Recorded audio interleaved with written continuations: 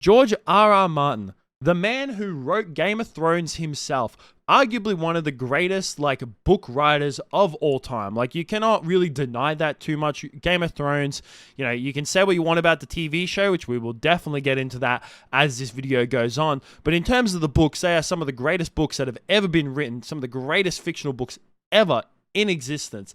And he took a massive shot the other day on his blog at Screenwriters, which I'm going to pull this up right now. We're going to go over it really quickly, and then we're going to dive into this because it is juicy as hell. So on the 24th of May, at least for my time here in Australia, George R. R. Martin put out on his blog, which he supposedly posts on regularly, and this is just a section of it where he comes out and he's referring to an article by The Variety back in 2022, where this article first states that George R. R. Martin and Neil Gaiman hate when Hollywood makes illegitimate changes to source material.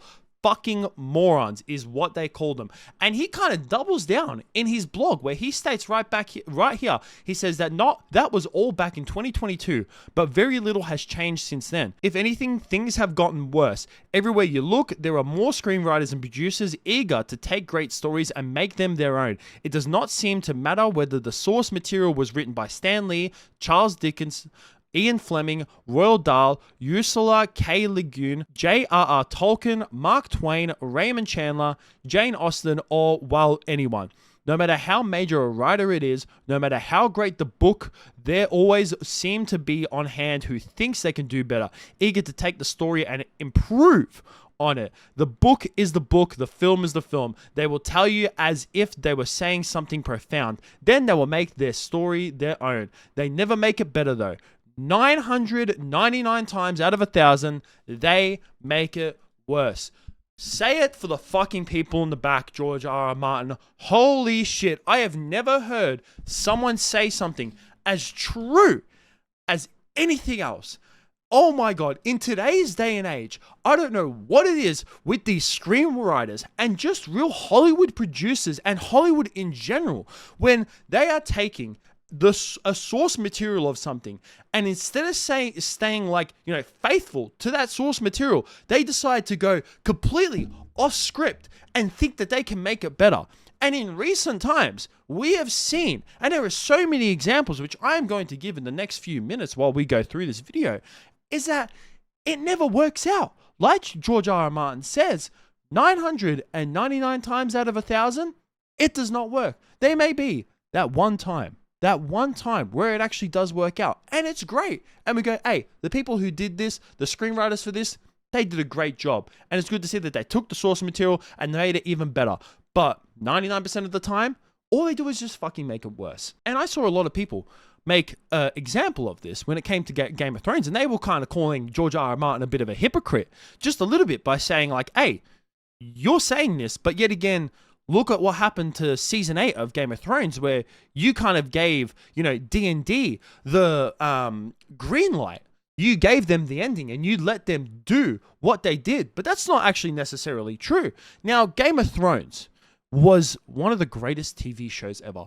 Holy shit. The first 6 seasons of Game of Thrones is some of the best television I have ever experienced in my life. Look at the ratings. Look at the review scores for season 6 of Game of Thrones. Now I'm gonna use Rotten Tomatoes a lot of the time when it comes to this video, but don't worry too much about the critic reviews. Critic reviews I don't take too seriously a lot of the times. We like to look at the audience scores. And if you look at season 6 of Game of Thrones, 93% is fucking amazing. And even season 7, who a lot of people say that they actually don't really like, I still enjoyed season 7, even though towards the end it kind of seemed like it was going a little bit off rail, because that's actually when it started to get into the part where the show had actually taken over the books. If you don't know, the last book to be released by George R. R. Martin was back in 2011 when the show first fucking started, and the book for the latest part of the saga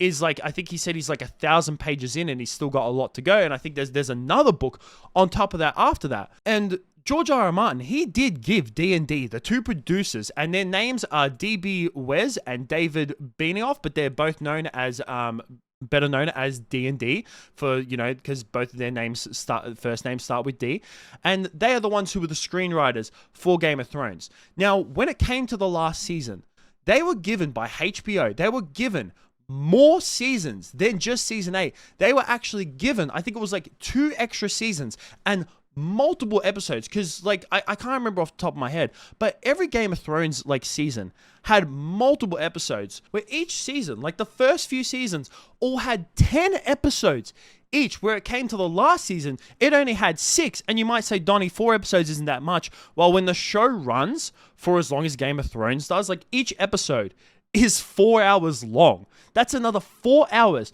of content that they took out just from one season.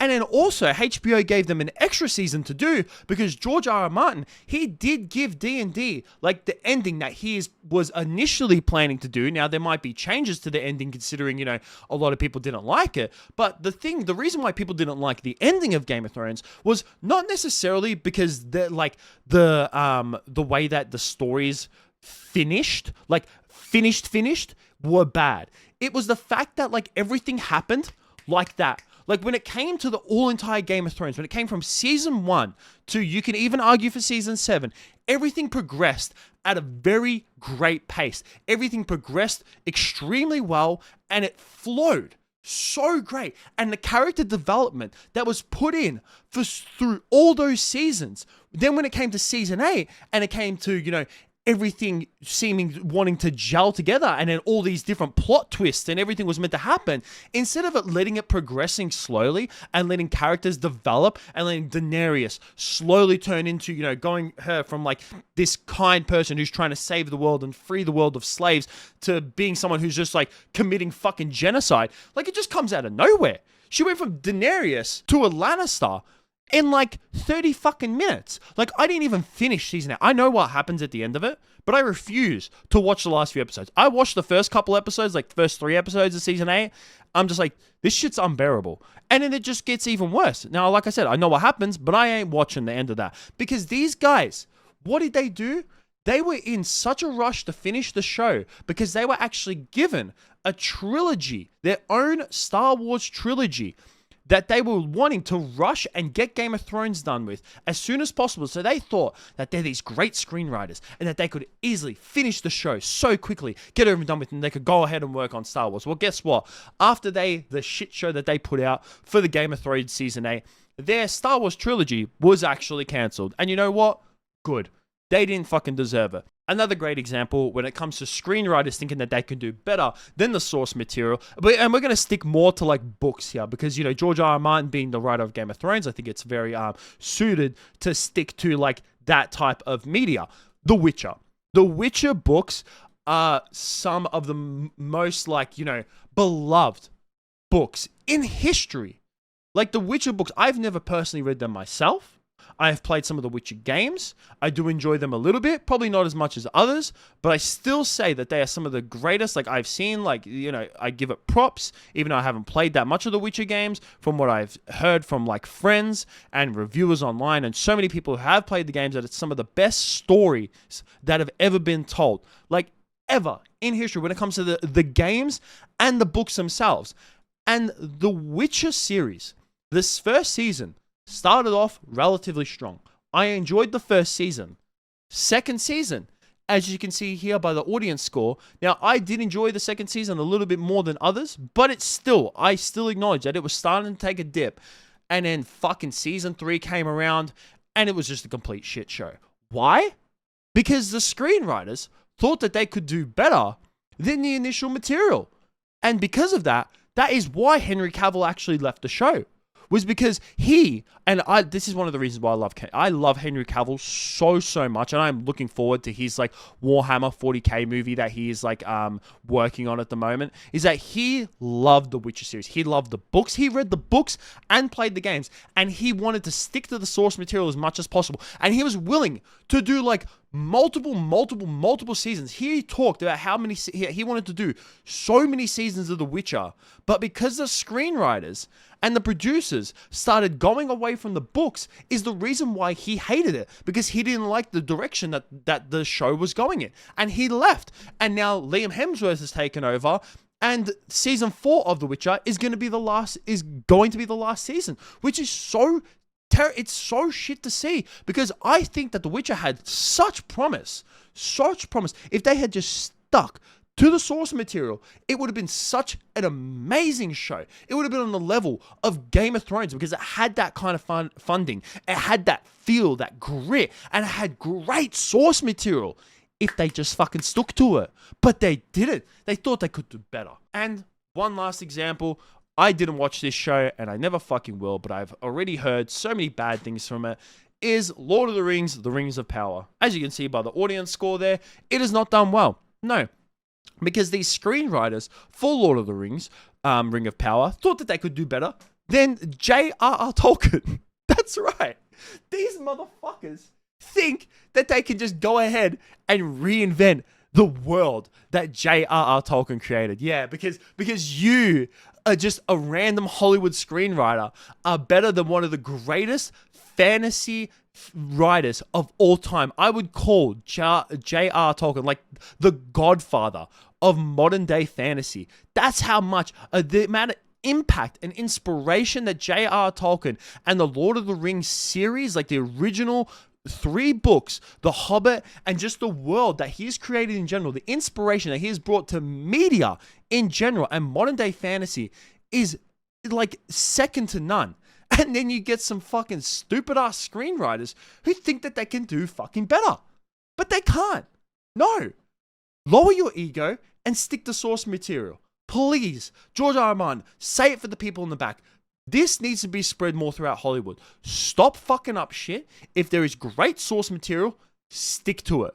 Stick to it. Stop going off source material. You cannot do better. You can't. You are not them. You're not him or her or whatever. You are not. Stick to the source material. You're not better than these people who created great pieces of work. But I'd like to hear what you guys have to think about this down below. Like I said, I think this is absolutely great that George R. R. Martin, someone with a status as big as him, is coming out and doubling down on this shit. Because honestly, it's getting out of hand right now with Hollywood, of the amount of like people who think that they can do better than the original sources. But that's it from me. Peace out.